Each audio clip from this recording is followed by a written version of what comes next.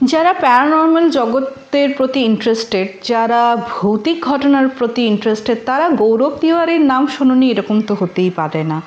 Last এপিসোডে গৌরব তিওয়ারির হত্যা রহস্যর ব্যাপারে বলেছিলাম। আজকে আমি কিন্তু একটা দিল্লির এমন একটা বিল্ডিংয়ের ঘটনা বলতে চলেছি, বা তোমরা বলতে পারো একটা পার্কিংয়ের জায়গা যেটা হন্টেড ছিল। তো এই ঘটনাগুলি যদি তোমরা পড়তে চাও তাহলে গোস্ট হান্টার গৌরব তিওয়ারি নামে একটা বুক আছে, যেটা তোমরা অ্যামাজনে পেয়ে যাবে। এবং আমি এখানে জাস্ট ছোট্ট করে গল্পটা তুলে ধরবো, ঘটনাটা তুলে ধরবো রাদার বলা ভালো। তোমরা কিন্তু অ্যামাজন থেকে ওই বইটা কিনে, আমি লিঙ্ক ডেসক্রিপশনে দিয়ে দেবো, তোমরা পড়ে কিন্তু আরও ডিটেলে জানতে পারবে, ঠিক আছে? তো হন্টেড, যারা প্যারানর্মাল ঘটনা সত্যিই ভালোবাসো, সত্যি ভৌতিক ঘটনা শুনতে হলে আমার প্রথম চ্যানেল কথায় গল্প ভূতের আড্ডা স্টেশনটা দেখে নাও, যেখানে রিয়েল হরর ইনসিডেন্ট শেয়ার করা হয়, ওখানের মেম্বাররাই কিন্তু শেয়ার করে। তো চলো আর দেরি করব না। তো এই ঘটনাটা কিন্তু দিল্লির ঘটনা, এবং গৌরবের ইনস্টিটিউশনটার নাম তো আইপিএস। ওইখানে একটা ফোন আসে সুমিত বলে, যে রিয়েল এস্টেট এজেন্ট ছিল দিল্লিরই, এবং ওনার মানে রিয়েল এস্টেট এজেন্টের বুঝতেই পারছো, নানা রকম প্লট বিক্রি করা, পুরানো প্লট কেনা বিক্রি করা, এইসবই তো ওদের বিজনেস, তাই না? তো উনি না মানে এই দেখো, এই রিয়েল এস্টেট বিজনেসে অনেক রকমের ঝক্কি ঝামেলা থাকেই, সেটা ওনারও পোয়াতে হয়েছে, এবং সেটা উনি খুব ঠান্ডাভাবে কিন্তু হ্যান্ডেল করতেন। কিন্তু এখানেই ওনার মানে একটা বিল্ডিং নিয়ে, পার্টিকুলারলি একটা মানে প্রপার্টি নিয়ে ওনার এতটাই প্রবলেম হওয়া শুরু করেছে যে উনি বাধ্য হয়ে আইপিএসের সান্নিধ্যে আসেন বা ওনাদেরকে কন্ট্যাক্ট করেন। তখন মানে গৌরব তিওয়ারি এবং ওনার যে অ্যাসিস্ট্যান্ট ওনার সঙ্গে দেখা করেন। তখন ওনার কাছে জানতে পারলেন ব্যাপারটা কি। তো ব্যাপারটা হলো, ওনার একটা প্রপার্টি যেটা দিল্লিরই কোনো জায়গায় অবস্থিত, সেখানে তোমার ব্যাংক ভাড়া দেওয়া আছে, কিছু অফিস ভাড়া দেওয়া আছে, সব কিছু ঠিক আছে। কিন্তু ওই তোমার বিল্ডিংয়ের তোমার পার্কিং যে আছে না, পার্কিং L1, L2 দুটো পার্কিং তোমার আছে, ফ্লোর আছে, যার মধ্যে L1-এ সবচেয়ে থেকে বেশি প্রবলেম হয়।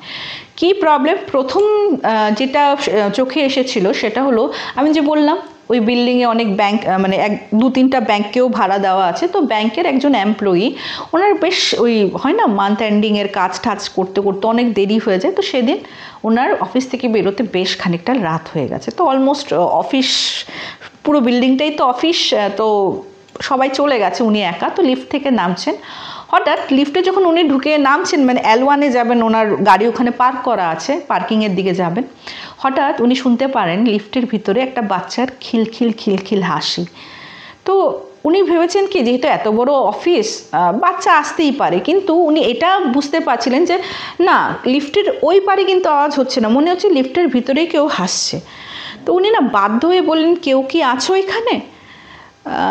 তখন অলমোস্ট তোমার L1-এ উনি পৌঁছে যান এবং লিফটটা খুলেছেন, আর স্টিল হাসির শব্দটা যখন শুনতে পাচ্ছিলেন, উনি জিজ্ঞেস করেছেন, কেউ কি আছো? হঠাৎ উনি দেখলেন যে একটা বাচ্চার গলায় বলছে যে, আঙ্কেল তুমি কি আমার সঙ্গে খেলবে? এটা শুনে উনি প্রচণ্ড ভয় পেয়ে যায়, কারণ স্পষ্ট আওয়াজটা শুনেছে কিন্তু উনি কাউকে দেখতে পারেননি। এটাও বুঝতে পেরেছিলেন যে এটা একটা কোনো বাচ্চার গলা। সঙ্গে সঙ্গে দ্রুত ওখান থেকে উনি চলে যান গাড়ি করে। এই গেল প্রথম ইনসিডেন্ট। সেকেন্ড ইনসিডেন্ট হয়েছে, যেহেতু বললাম যে অনেক অফিস আছে, তো অনেক রকমের security guard, night guard rather বলা ভালো ছিল। তো ওদের মধ্যে দুজন না মানে একটা মানে ওদের মধ্যে মানে বিহেভিয়ারাল কিছু চেঞ্জেস দেখা দিচ্ছিল, এবং ওরা একটা কথা বলতো যে ওরা যখন রাত্রে মানে নাইট গার্ডে স্পেশালি L1-এর এরিয়ার দিকে থাকতো, অনেকগুলি বাচ্চা দেখতে পেতো, যেমন ওরা খেলছে। একদিন কি হয়েছে, একটা গার্ড রবি নামের, ও বলছিল পরের দিন সকালে যারা আসে সিকিউরিটি গার্ড, বলছে কালকে রাত্রে আমি প্রচণ্ড ভয় পেয়েছি। কেন? বলছে, আরে ওখানে দেখছিস মানে L1-এর পার্কিং, ওখানে দেখছি কতগুলি বাচ্চা খেলছে আর খুব চিৎকার চেঁচামেচি করছে। আমি গিয়ে বলছি, এখানে খেলো না, তোমরা কেন খেলছো, চিৎকার চেঁচামেচি রাত্রে কেন করছো? হ্যাঁ, তো ওরা না আমার দিকে তাকিয়েছে এবং আমার চোখের নিমেষে ওরা গায়েব হয়ে যায়। তো এই দুটো সিকিউরিটি গার্ড এতটাই ভয়ঙ্করভাবে মানে ভয়ার্ত ছিল, কিছুদিন পরে নাকি ওরা নিজের প্রাণী নিজে নিয়ে নেয়। হ্যাঁ, তো এই মানে সিকিউরিটি গার্ডের এই মৃত্যুর পরে কিন্তু এই যে সুমিত, যার আর কি পুরো প্রপার্টিটা ছিল, ও আইপিএসের সঙ্গে কন্ট্যাক্ট করে।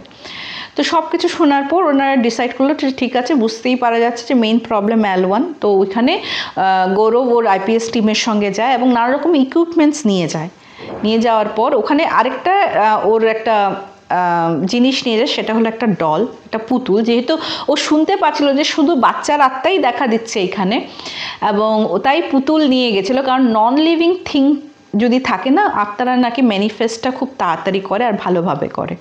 তো গৌরব নাকি এই পুতুলটা ফ্লোরে রেখে বলছিল যে কেউ আছে থাকলে তুমি এই পুতুলটাকে নাড়িয়ে আমাকে ইশারা করো, তুমি যে আছো, ঠিক আছে? তো সঙ্গে সঙ্গে নাকি পুতুলটা নড়েছে, নড়ার পর মানে বলছে যে তুমি কেন, তোমরা মানে খুব মানে ভালোভাবে কিন্তু খুব স্ট্রংলি একটা কথা বললো যে তুমি এখানে কেন ওদেরকে উত্ত্যক্ত করছো, কেন ওদেরকে পরেশান করছো? হ্যাঁ, তো তুমি যদি ভালো চাও, তুমি মানে আমরা তোমাদেরকে কিচ্ছু করবো না, কিন্তু তুমি কিন্তু এখানে প্রবলেম ক্রিয়েট করতে পারবে না, কাউকে ভয় দেখাবে না, কাউকে প্রবলেম করবে না। তো এই কথা বলার পর না দেখে কোনো কিছু হচ্ছে না, কিন্তু ডল হিলছে।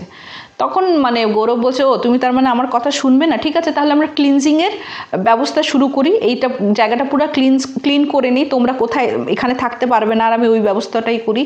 তখন নাকি ওদের যে অনেক রকমের ইকুইপমেন্টস থাকে না, একটা ইকুইপমেন্টসে প্রচণ্ড জোরে আওয়াজ হয়, যেটা আর কি পরে ওরা মানে এক্সামিন করে জানতে পারলো যে খুব চিৎকার করে একটা বাচ্চা বলছে যে এই জায়গাটা তো আমাদের, তোমরা হ্যাঁ আমাদের জায়গায় এসছো, এই জায়গাটা তো আমাদের। তখন গৌরব খুব সুন্দরভাবে বলেছে যে এই জায়গাটা তোমাদের ছিল কিন্তু এখন আর নেই।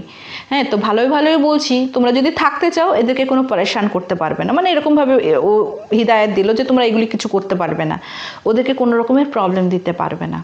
তখন নাকি হঠাৎ ওদের যে আমি বললাম অনেক রকমের তো ইকুইপমেন্টস ছিল, একটা ইকুইপমেন্টের লাইট এমনভাবে মানে ফ্লিকার করা শুরু করলো, যেটা আর কি ইন্ডিকেট করে যে হ্যাঁ আত্মারা রাজি হয়েছে গৌরবের কথা মানতে।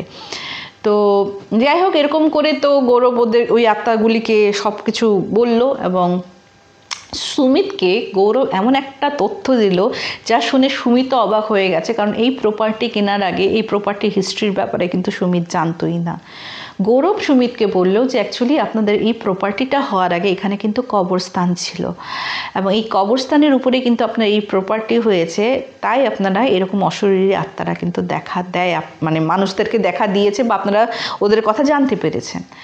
তো এখন যা আমি বলে দিয়েছি, হোপসো কোনো প্রবলেম হবে না। কিন্তু আজও ওই স্পেশালি ওই পার্টিকুলার বিল্ডিংয়ে L1-এ গেলে নাকি অনেকেই বাচ্চার হাসি, খেলা, অনেক কিছু শুনতে পায়।